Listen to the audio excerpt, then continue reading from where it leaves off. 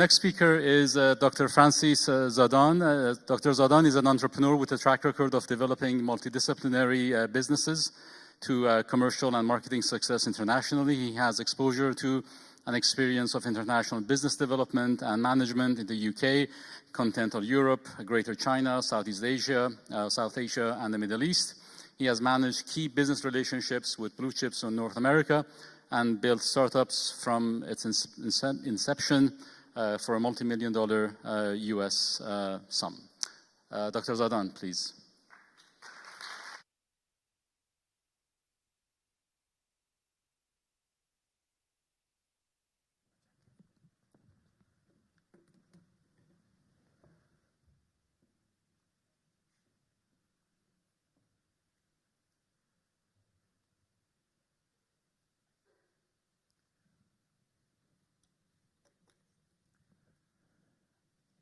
Hi, my name is Francis Zadan. I'm sorry, it's a very tough act to follow after what Saeed Amidi said about companies like Uber, Facebook, people like Omid Kurdistani who've developed Google, etc.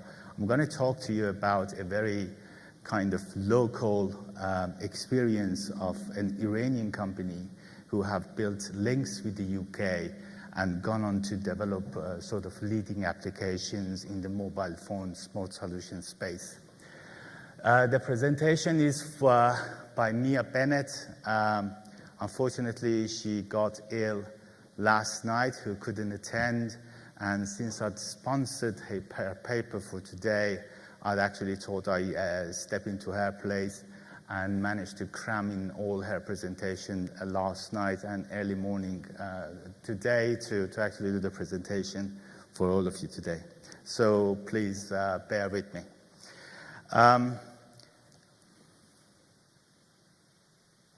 Mia works for PricewaterhouseCoopers and heads the alliances and special projects at PwC. For those of you who don't know PwC, they have over $34 billion of revenue. They operate in 157 countries and employ over 195,000 people.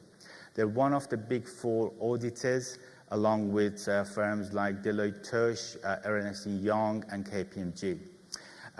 PwC is looking at how to build relationships with the startup ecosystem, and the reason why an organization as big as PwC needs to do that is because they realize the technology is changing so rapidly. So if they don't stay on top of it, there is a possibility that they will get left behind. And their businesses will get disrupted without them even noticing it. Examples of this are like Microsoft, who missed the first wave of internet, and Nokia, who in the 90s and early noughties had over 40% of the mobile phone market, got so left behind that they were basically acquired by Microsoft, and the two of them are now trying very hard to play catch up with the smartphone industry.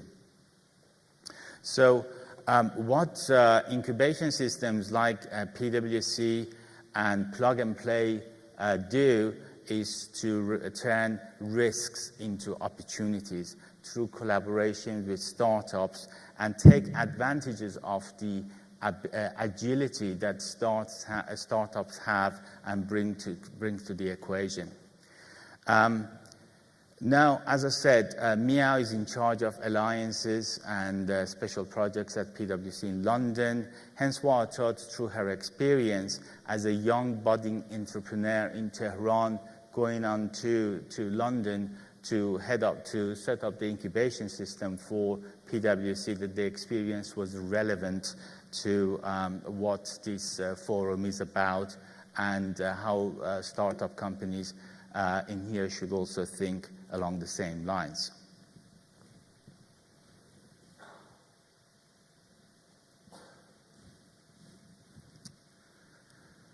So I started back with web development in Tehran in late 1990s. Like so many startups have sort of are here today. At the end of the 90s, She went for a trip to the UK and was mesmerized by the web application tools. She went back to Tehran trying to use this to build websites for other companies. She started by building basically a website for companies who were trying to export Persian rugs into Italy and Germany. This is an early example of what she was trying to do, and in her own words, this was very crude and ugly, but that's okay, because that's part and parcel of the process. She then moved back to the UK and joined IBM in 2004 as a technical consultant, and eventually after a few years of consulting work at IBM, she got to the world of smartphones.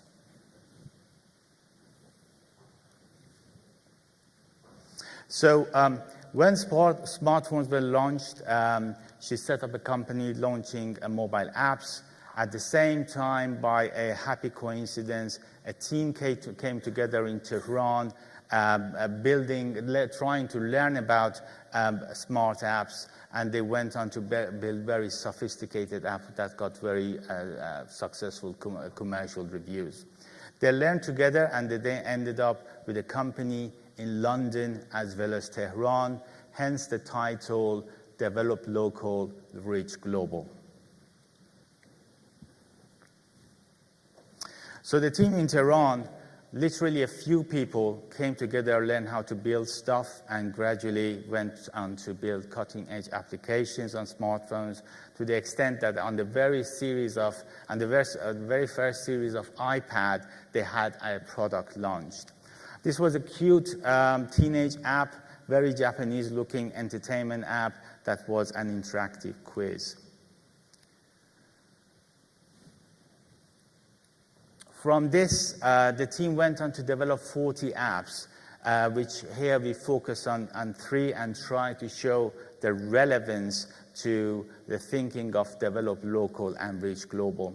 The first app was Situationist. It was a partnership between the team in Tehran and a visual art firm in London, with creative people in advertising who did a lot of work writing on digital imagery with commercial artists writing commentary and stories and satire. What the app did back in 2011 was, at that time, there was no the local positioning system on these smartphones was not that sophisticated, so they hacked into the GPS system of the phone with the triangulation within mobile networks, and they tried to locate end users of this app within a 30-meter radius. So they created a situation of serendipity. So when the users came across, they had sort of list of, somebody wanted to hug them or put a hat on them or say hello, etc. The clever thing about this, they used the API of a VoIP app used on the smartphone. So they didn't use it to make voice calls, but for the app to basically tell the network where the phone was every 10 to 11 minutes, as opposed to every few seconds, which kind of drained the battery. The app was launched at South by Southwest in 2011, an event held in the US in mid-March every year. After launch, the app was covered by all the major media outlets, and it was dubbed as one of the it got featured as one of the most successful apps by the Museum of Modern Art in New York, and the name of the developer, all the developers in Tehran got mentioned in the book by the museum called Talk to Me. MoMA, Museum of Other Modern Arts, cover a lot of design-led technology, and at the time ran the exhibition, and sort of on the way we communicate in the digital age and new innovative ways. The second product they built was in 2012, and they had a policy of launching a new mobile app every year. which this one used public transport data. And the way it worked, it linked to the database for transport for London, TfL, and you basically start the app going into the underground, and in London, you can't get mobile reception in the underground. And when you came out of the underground, you stopped the app. So this linked with a database of TfL, and they kind of calculated the journey, and if there was a delay of more than 15 minutes, then you'd get a check and a refund from TfL, and they would refund the fare for your journey.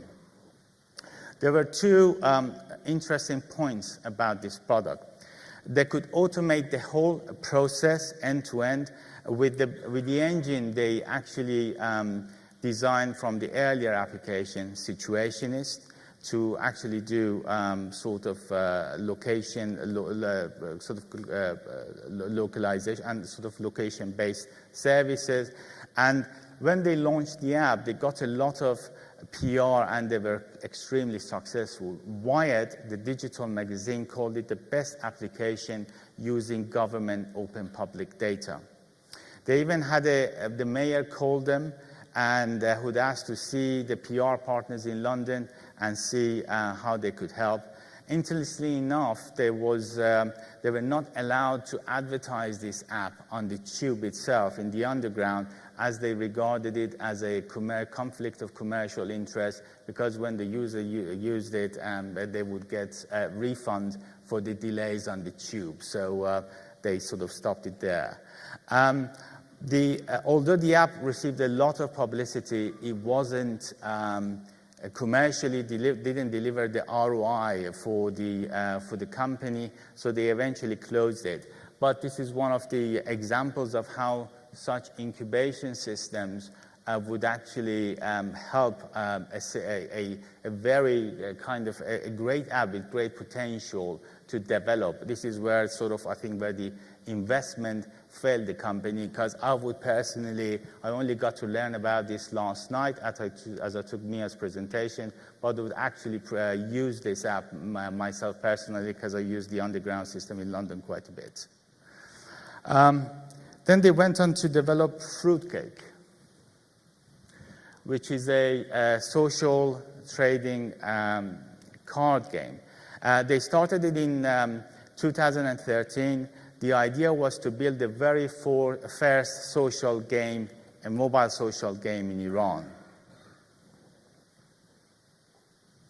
How the game came about was the team decided to put a small team together to build a game which was Fruitcraft.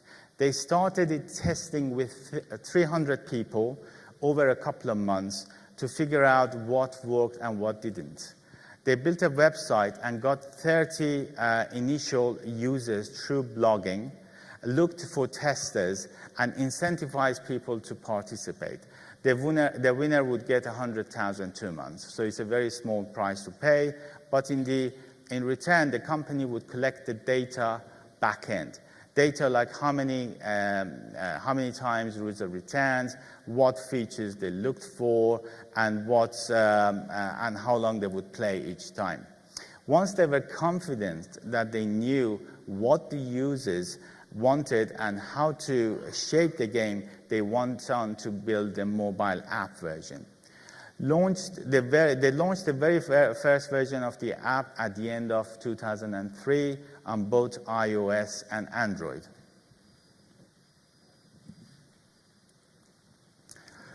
They did not spend a huge amount of money, but launched it through Steepche and Cafe Bazaar, and app got featured on both.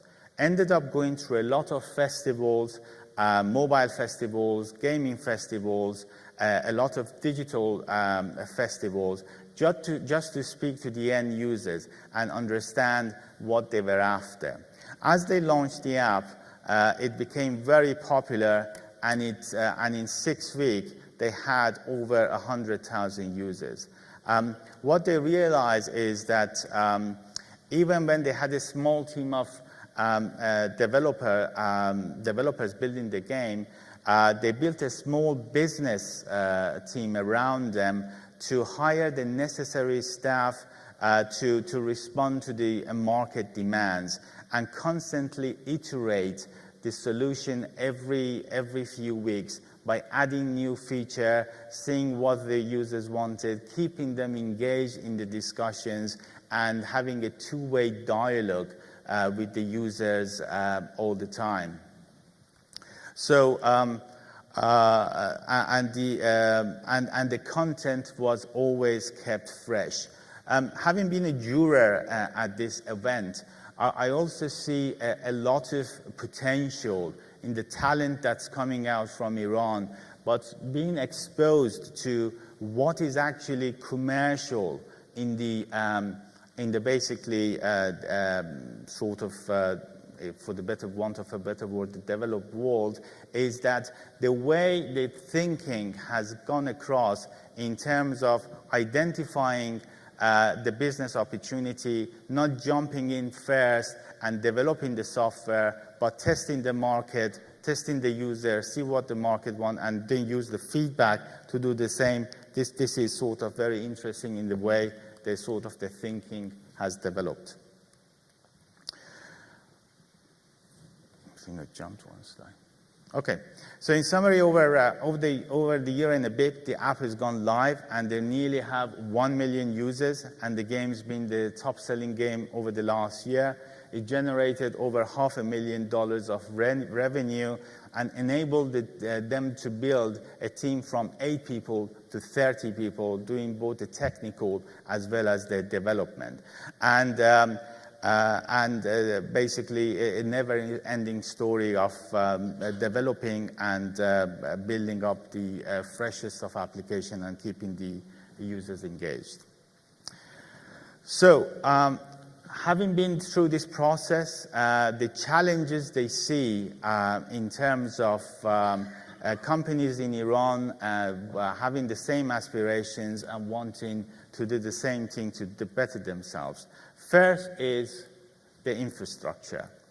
It's really hard to build a digital business if the users don't have good enough accessibility to internet, especially in the case that they had challenges with testing the APIs and the way proxy servers are used in Iran to connect to the internet. The second challenge is data. There's not good enough data sources in Iran yet, and not good enough commercial and public data sources. But the challenge is also an opportunity, because it presents companies with the opportunity to go and collect this data and then sell it on to the market. Things like traffic, quality of weather, pollution of weather, or road conditions, etc., and where other businesses can actually use the same data and mash it up into different kind of ecosystems, and they develop great revenues from it. The next challenge, they see that in Iran there are extremely talented people, but it's hard to find them. They often operate in silos through universities or other communities, but they need to see these silos kind of linked better together and build a constant digital dialogue between these pool of talents.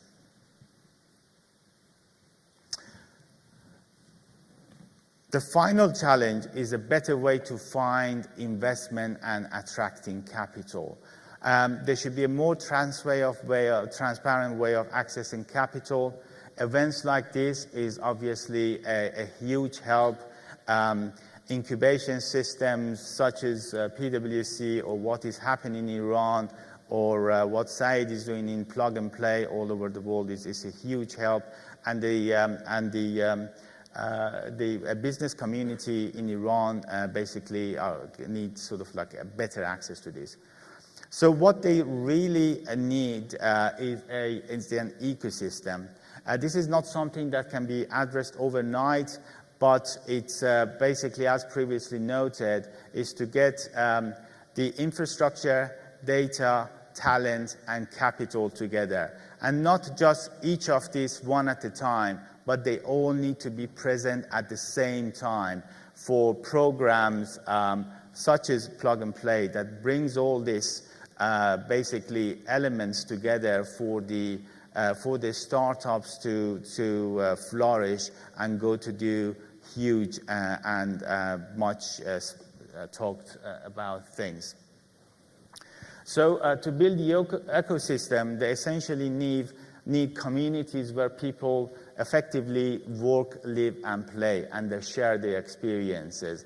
And this should be an iterative process. So where they actually, those who are successful at what they do, they come back and they teach the others what to do, and they share the experiences again, as we sort of had the side discussing the experience of Plug and Play.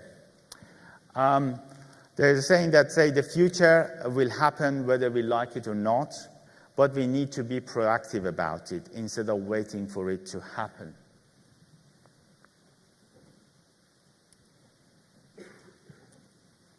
So in conclusion is a starting point should be, and this is through their experience, a starting point is to address a local problem first, and then have the vision to very much tweak it to go global with it, and using local partnerships or incubations in basically more developed countries to take a company global. Programs that sort of we discussed here, and there were essentially applications such as Fruit Crab that they started something local, and they're now looking to launch it on App Store and Play Google. Thanks very much.